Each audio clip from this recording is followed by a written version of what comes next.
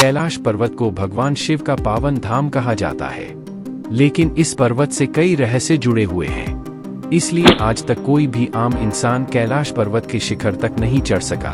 तिब्बत में स्थित कैलाश पर्वत या कैलाश का उल्लेख हिंदू धर्म के कई ग्रंथों में मिलता है। शिव पुराण, स्कंद पुराण, मत्स्य पुराण आदि में कैलाश खंड नाम से अलग अध्याय भी है। इसमें कैलाश पर्वत, माउंट की महिमा और चमत्कारों के बारे में बताया गया है।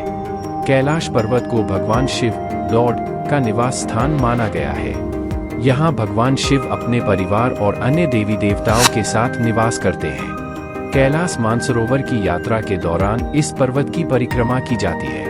कैलाश पर्वत अपने आप कई रहस्यों समेटे हुए है। पौराणिक कथाओं के अनुसार इस पर्वत के पास प्राचीन धन कुबेर की नगरी है।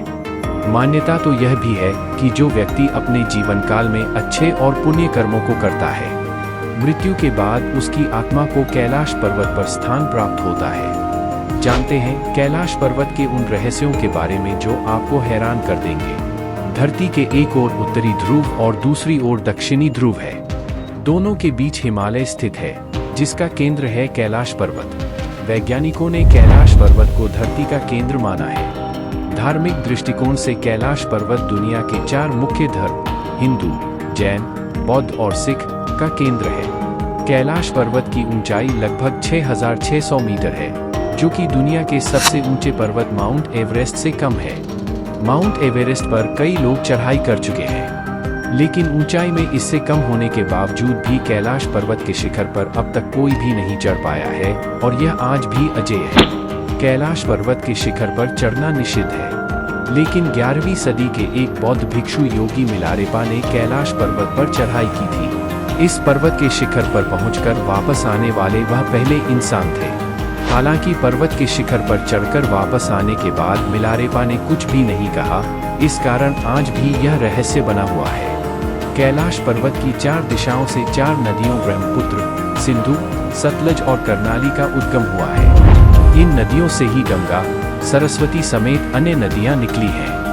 कैलाश के चारों दिशाओं में विभिन्न जानवरों के मुख हैं, जिसमें से नदियों का उद्गम होता है। इसके पूर्व में अश्वमुख है, पश्चिम में हाथी का मुख, उत्तर में सिंह का मुख और दक्षिण में मोर का मुख है। कहा जाता है कि कैलाश पर्वत या मानसरोवर झील के नजदीक जाने पर लोगों को निरंतर एक ध्वनि सुनाई पड़ती है। इस ध्वनि को ध्यान से सुनने में डमरू या की तरह सुनाई देती है। हालांकि वैज्ञानिकों का कहना कि यह आवाज बर्फ के पिघलने से भी हो सकती है।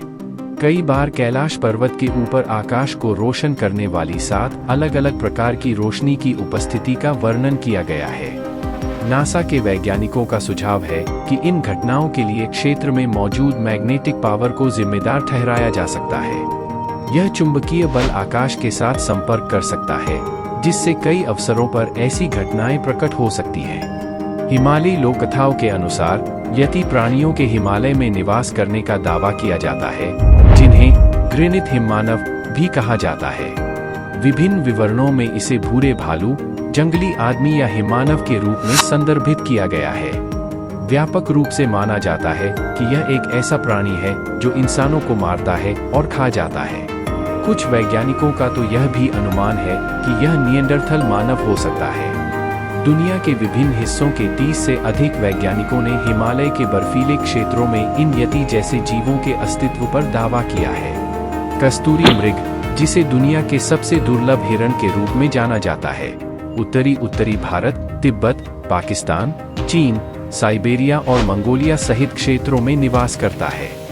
यह हिरण अपने शरीर के पिछले हिस्से में एक ग्रंथि में स्थित अत्यधिक सुगंधित और औषधीय रूप से मूल्यवान कस्तूरी पदार्थ पैदा करता है।